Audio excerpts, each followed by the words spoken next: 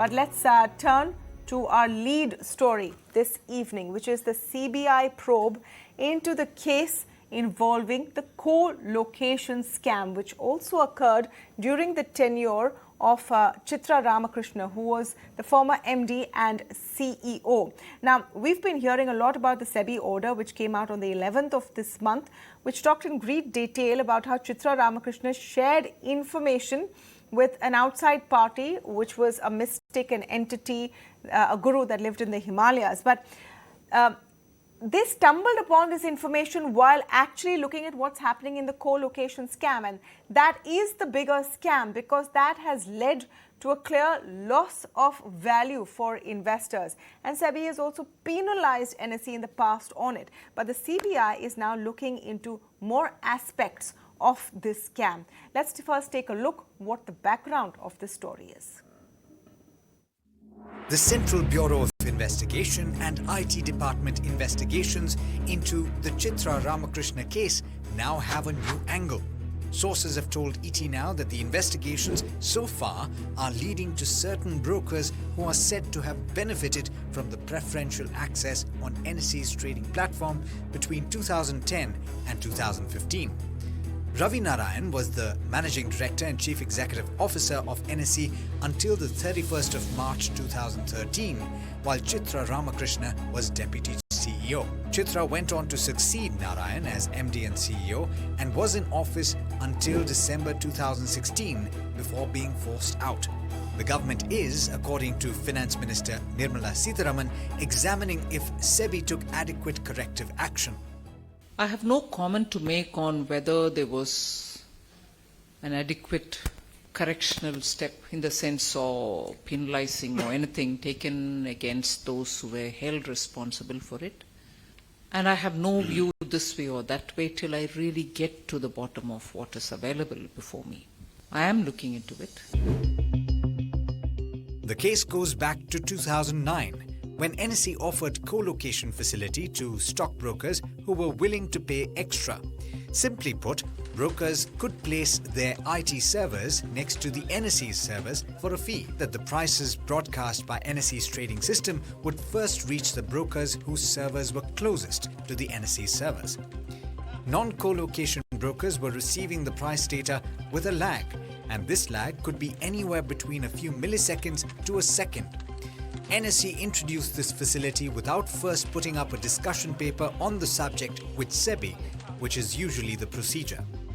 दुनिया में कितना भी अच्छे से अच्छा सिस्टम बना दें, उस सिस्टम की integrity will always be controlled by जो आदमी उस सिस्टम को मैन कर रहा है. आप मुझे बढ़िया से बढ़िया सिस्टम दे दीजिए, लेकिन अगर मेरी नीयत साफ नहीं है तो मैं कहीं ना कहीं उस सिस्टम में हेरफेर कर दूंगा. आपको बोल के सिद्ध कि दुनिया में क्राइम के अगेंस्ट कितने लॉ हैं, बट क्राइम नहीं रुका है. क्राइम कम हो सकता है, उसके अगेंस्ट पेनाल्टी हो सकती है, पेनाल्टी तुरंत हो सकती है. बट अगर हम ये बोलें कि कल को कोई चीज बिना किसी क्राइम के हो जाएगी, पूरी सोसाइटी में अच्छा हो जाएगा, वो मेरे ख्याल से यूरोपियन थॉट है. It is alleged that co-location brokers were getting tick-by-tick data while non-co-location brokers got cumulative buy or sell orders. The co-location brokers were also able to see every single order modification in the order chain. Besides that, co-location brokers who logged into the system first got an advantage. In 2014, after complaints, the NSE introduced a load balancer through which all co-location brokers started getting data simultaneously. Investigating agencies are still tight-lipped on the quantum of benefits that accrued during this period. After grilling Chitra Ramkrishnan and Anand Subramaniam, the investigative agencies have also questioned the IT team of NSE, which was allegedly involved in the NSE co-location scam. The idea is to widen the probe and ascertain the size of the scam. With video journalist Santosh Nandi, Ankur Mishra, ET Now. ET Now consulting editor Mythili Bhusnurmath joining us on the chat, as is Sanjay Asher, senior partner at Crawford Bayley Co. Welcome to both of you. Mr. Asher, let me begin with the simple question of what the CBI now intends to find, because you have a SEBI order where there was a penalty and punitive action taken against NSE, but it seems this could be a larger story Is it plausible to think that some officials in SEBI would also be under the ambit of search? It's possible that there could be the SEBI officials also in search. Since CBI is the central agency looking into it, and in law it has the most widest scope or powers, and so therefore it can investigate any individual, any persons, any agencies, statutory or otherwise, for the purpose of going to the bottom of the issue and try to see as to where was the wrong done.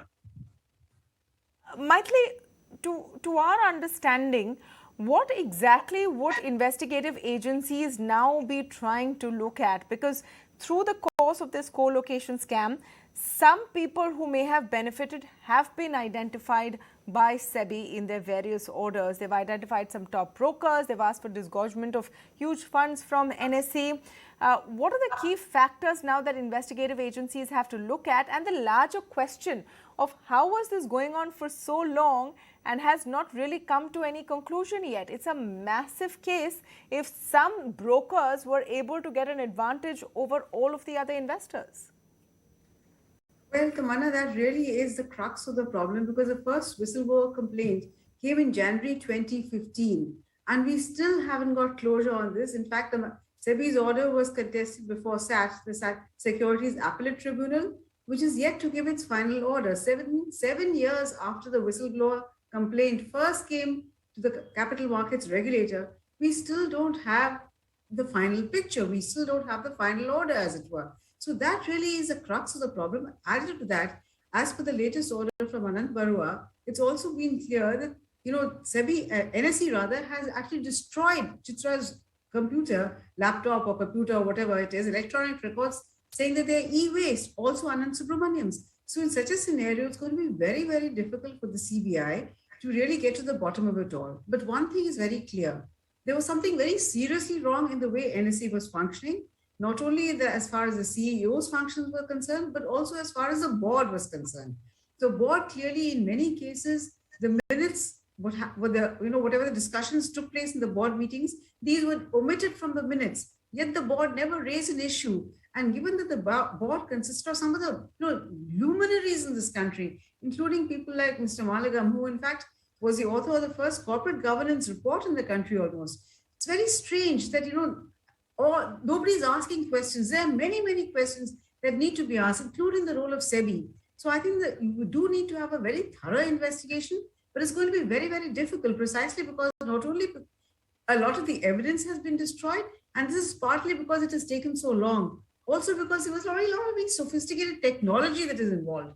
So you need somebody who's very tech savvy. There's also the involvement of somebody, a consultant who got access to data, saying that he was wanting it for research and then allegedly sold it to a broker. So I think there are many, many questions that need to be answered, and only a thorough investigation by a very competent authority will help us get to the bottom of it all. Absolutely, and that's the authority that CBI has currently. A cleanup of the whole situation is in order. But Mr. Asher, if you could just explain to us that how liable would be the top brass at NSE at that time. We know that the SEBI order has also been challenged. We're still waiting to hear what happens at that time. And today you have the former head of NSE IT who has been questioned.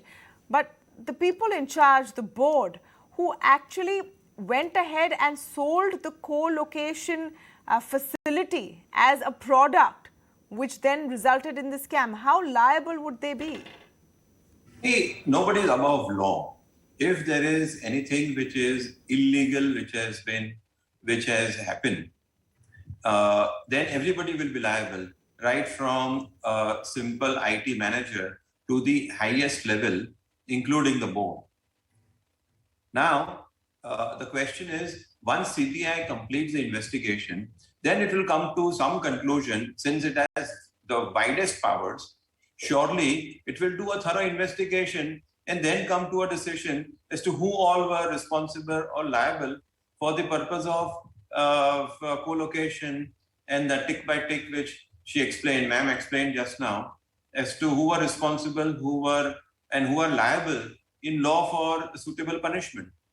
So to answer your question, everybody and anybody who is involved in the decision making will be liable and responsible for the penalty. Bigger one is that why has it been taking so long? This investigation has been gone on for a while. It got fairly quiet, and there was more buzz about NEC going public, etc. Now you have this complete lid blown off, and the real story, as Mythili also mentioned, is this co-location scam. Apart from all of the very colourful details which have come out in the SEBI order. On that note, we promised to track the story for our viewers, but I have to thank Sanjay Asher and Mythili at this moment. Thank you.